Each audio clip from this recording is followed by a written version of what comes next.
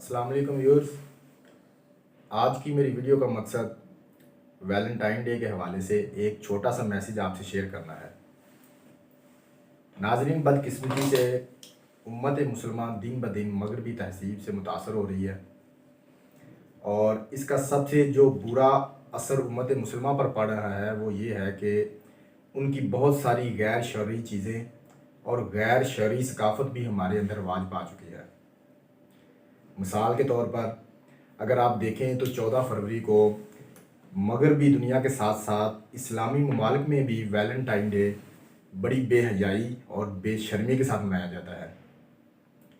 इस्लामी नुक्ता नज़र से इसको देखा जाए तो शरई एतबार से इसमें कोई शक नहीं कि यह जायज़ नहीं है, क्योंकि इस्लाम के बाद मुसलमानों के पास सबसे बड़ी दौलत हया है।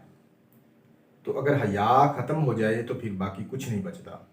नाजरीन, दीन इस्लाम हमें हर किस्म की बेहयाई और फहाशी से रोकता है। चूँकि 14 फरवरी को वैलेंटाइन डे मनाने वाले फहाशी भी फैलाते हैं, अरयानी भी फैलाते हैं और बहुत सी बगैरतियाँ करते हैं। इस दिन मुसलमान बहनों की और मुसलमान औरतों की इज़्ज़त का जनाजा निकाला जाता है।